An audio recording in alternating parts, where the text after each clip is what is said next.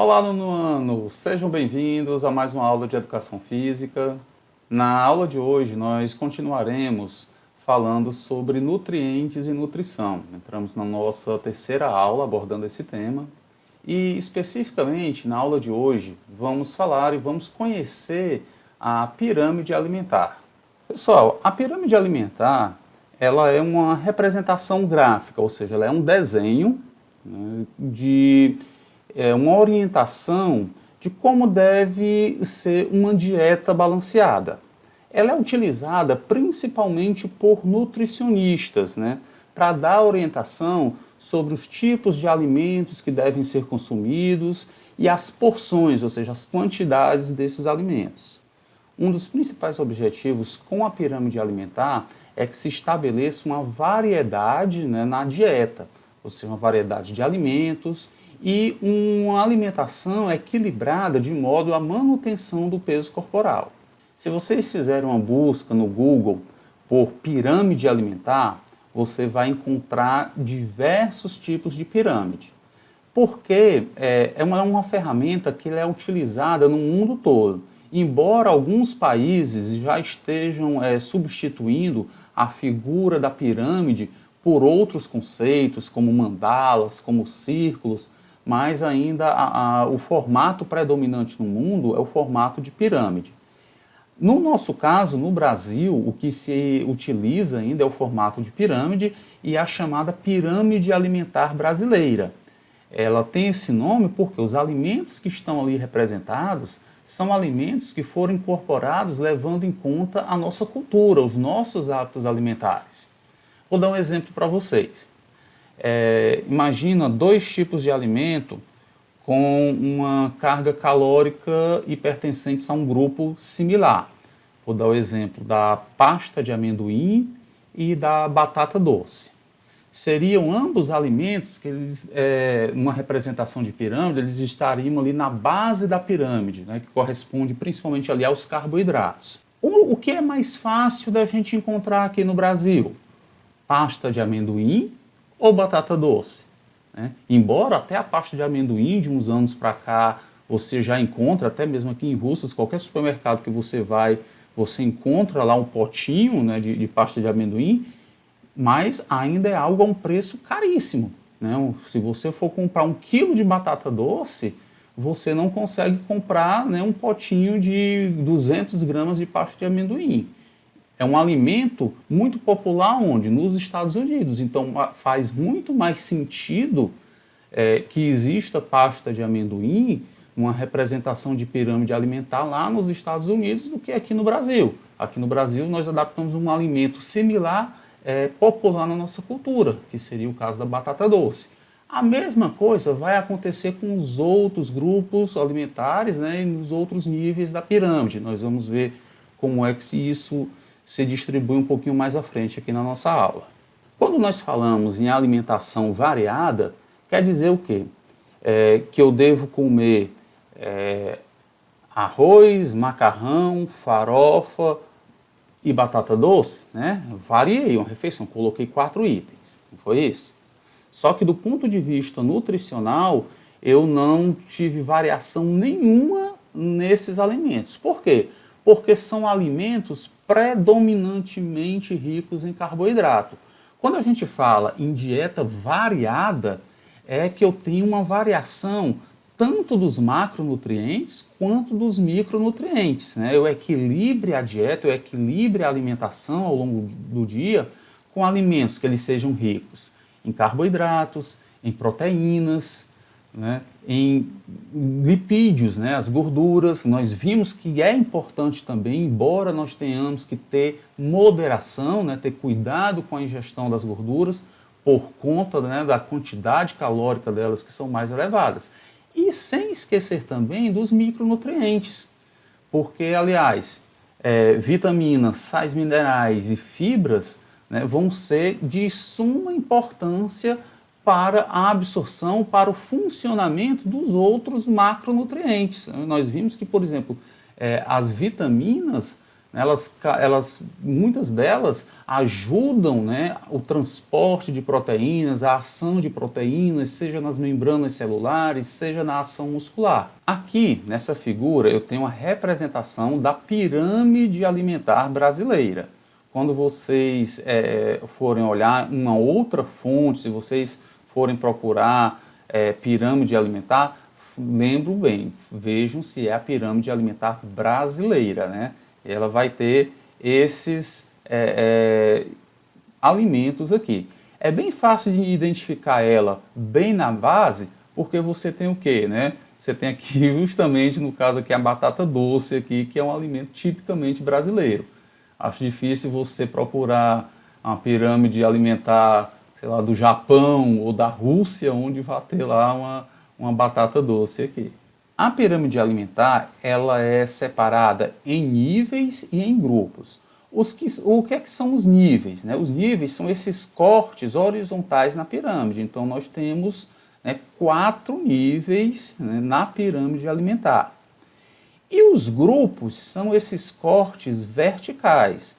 Então, nós vamos ter 8 grupos, né, na pirâmide. Então, pirâmide alimentar brasileira possui 4 níveis e 8 grupos. O primeiro nível da pirâmide ela vai conter o grupo dos cereais, né? Arroz, aveia, cevada, os tubérculos, né? As batatas e raízes. Por exemplo, batata doce, macaxeira, mandioca, outros elementos, né, que têm essa característica de ser uma batata ou de ser uma raiz. Principalmente nesse grupo, né, vamos voltar aqui para a pirâmide, dar um zoom aqui nela, ó, vejam que são alimentos predominantemente ricos em carboidrato. Eles estão na base da pirâmide, por quê? Porque, como nós vimos na aula passada, os carboidratos eles são a fonte primária de energia para o nosso corpo. Abaixo da base da pirâmide, algumas até trazem essa representação, nós teríamos o quê? Nós teríamos a água, né? Não esqueçamos que a água é também um dos macronutrientes, embora ela não tenha valor energético, embora ela não possa ser medida em calorias. Na representação da pirâmide, você tem a descrição, né, do que tem aqui no grupo e essa recomendação de porções, né? Seria o quê? Seria a quantidade que você deveria ingerir desse grupo aqui por dia. Então, qual é a recomendação da pirâmide alimentar brasileira para uma dieta de 2.000 calorias? 2.000 calorias é uma dieta média, né? Por exemplo, a quantidade de ingestão calórica vai variar de pessoa para pessoa de acordo com as suas necessidades físicas. Uma pessoa que tem um trabalho extremamente ativo, né, um trabalho, digamos assim, um trabalho braçal, ou um atleta que treina durante todo o dia suas capacidades físicas, logo ele vai exceder essa recomendação aqui de 2.000 calorias, porque o corpo dele vai precisar bem mais. Um exemplo que eu gosto de dar, por exemplo, são os ciclistas profissionais que participam de provas de longa duração, como é o caso do Tour de France, que é uma prova que dura 3 semanas e que, em média, os ciclistas pedalam 160 quilômetros a cada etapa. Quase todo dia uma etapa tem 2 ou 3 dias de descanso dentro dessas 3 semanas. Então, a ingestão média calórica desses ciclistas, ela vai variar de 5.000 a 6.000 calorias. Você bota aí 6.000 calorias, você tem o triplo dessa recomendação média. Então, fiquem sabendo disso, né? A ingestão de calorias, ela é, né, de acordo com a sua necessidade. A pirâmide, ela faz uma recomendação geral. Então, para carboidratos, nós teremos aqui 6 porções. E alguém pode ter uma dúvida aí, Silvio, o que é uma porção? Quanto é uma porção de batata doce, por exemplo? Ou quanto é uma porção de arroz? Isso daí vai variar, né? Existem os guias de nutrição, quem vai saber isso bem direitinho é o nutricionista. Mais um detalhe, né? Profissional de educação física, ele não prescreve dieta. quem prescreve dieta é o nutricionista. Muito se vê aí, o pessoal entra na academia e às vezes chega para o profissional de educação física e pede para ele para passar uns exercícios e para passar uma dieta. Não. O profissional de educação física ele pode até ter algum conhecimento em nutrição, porque ao longo dos seus estudos na faculdade, na graduação, são áreas próximas, né? E muitas vezes é uma área de interesse pessoal do profissional. Mas, por lei, por capacitação técnica, né, o profissional de educação física fica com os exercícios físicos e o nutricionista é responsável pela prescrição da dieta. Da mesma forma que é errado o profissional de educação física prescrever dieta, é errado também você ir em um nutricionista que vai prescrever um treino de musculação para você, por exemplo. Pronto, me alonguei aqui um pouco nessa explicação, mas vamos voltar lá para onde eu estava. Então nós temos a base aqui, principalmente carboidratos. Vamos para o segundo nível, né, que seria o grupo que contém as hortaliças e o grupo das frutas. Então vejam que nesse nível aqui eu já tenho, né, dois grupos, legumes e verduras e frutas, com uma sugestão de 3 porções diárias. A quantidade de porções, gente, ela varia muito, né? Por exemplo, uma porção de arroz pode ser comumente 3 colheres de sopa de arroz. Uma porção de castanha de caju, né, não é uma mão cheia não, uma porção de castanha de caju normalmente são 5 unidades de castanha. Então existem guias, existem tabelas que recomendam essa quantidade em forma de porção. Mais uma vez eu digo, né, se forem pesquisar, se forem buscar orientação, busquem com um nutricionista. Infelizmente, a gente sabe a realidade, né? O acompanhamento nutricional ele não está disponível para a maioria das pessoas.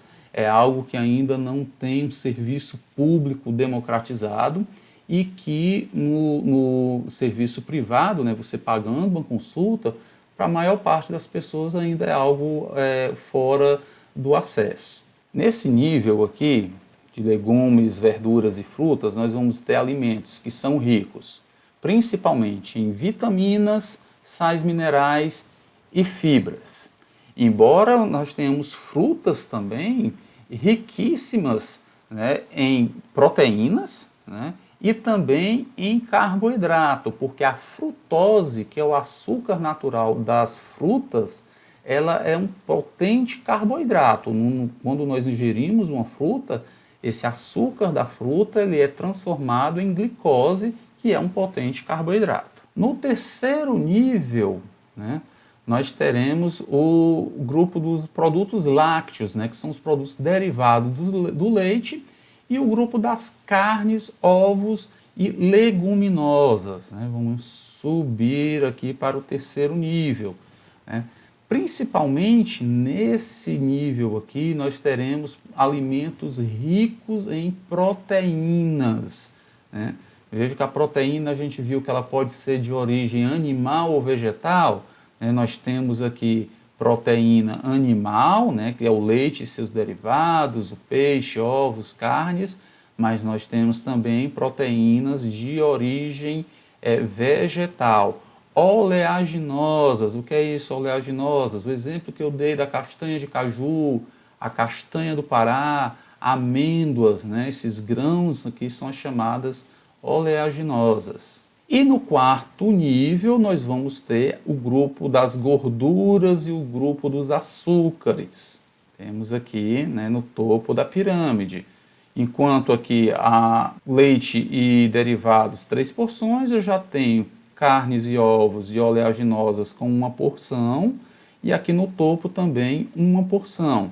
Por que que gorduras e açúcares estão no topo? Porque vocês vejam que quanto mais eu caminho para o topo da pirâmide, a quantidade das porções elas tendem a se reduzir, porque esses alimentos que estão contidos aí, eles possuem uma concentração maior de calorias. Lembrando que gordura possui mais que o dobro de calorias do que proteínas e carboidratos, né? Gordura possui 9 calorias a cada grama e carboidratos e proteína possuem 4 calorias a cada grama. os açúcares, né? O açúcar, ele basicamente ele vai ser um carboidrato, mas por que que ele não está na base, ele está no topo da pirâmide? Porque a concentração calórica dele é muito maior. Uma barra de chocolate lá dos seus 200 gramas, ela vai ter uma quantidade de calorias muito maior do que se eu comparar com 200 gramas de pão, por exemplo, ou de batata, né? Então, os açúcares, esses alimentos chamados refinados e processados, o cuidado que tem que se ter com eles é porque a concentração calórica deles é muito alta, ou seja, um volume pequeno dele possui uma alta quantidade de concentração calórica, enquanto outros alimentos, às vezes, você tem uma porção muito grande com uma baixa quantidade de calorias. Aqui nós temos o detalhamento dos grupos, né, que eu já fiz, assim, passando por cima. Vocês, para entrar em detalhes, vão lá aqui no texto, na plataforma, e deem uma lida, né, nesse detalhamento dos grupos. Gente, voltando para a questão de acompanhamento nutricional e exercício físico. O acompanhamento nutricional, por que que ele é algo individualizado? E o exercício físico também. Porque nosso corpo ele é único, né? Nós temos no chamado processo de treinamento físico uma característica chamada individualidade biológica. Ou seja, o corpo de cada pessoa, embora elas possam ser até da mesma família, da mesma região, mas ele pode passar por reações, né, e por características individuais. Dentre certos absurdos que a gente costuma ouvir, eu vi um caso, né, de duas conhecidas minhas que estavam dividindo um nutricionista. De que forma? Uma delas ia para a consulta com o nutricionista e quando voltava da consulta do nutricionista passava toda aquela prescrição de dieta que foi feita para a outra. Ora, não preciso, eu acho que nem me alongar muito para dizer o quanto errado isso é. Primeiro, né, volto àquela questão da individualidade biológica, mas aí você pode até dizer, mas se as duas forem da mesma idade, mas se as duas forem do mesmo peso. Não vai funcionar direito. Porque quando você vai numa consulta com um nutricionista, a primeira coisa que ele vai fazer é saber todos os seus hábitos alimentares.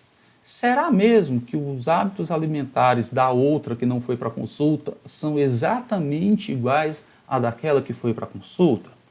Segundo, o nutricionista ele entra até em detalhes, digamos assim, mais íntimos da pessoa. Como, por exemplo, é perfeitamente normal um nutricionista lhe perguntar numa consulta quantas vezes você faz cocô por dia e qual é o aspecto das suas fezes.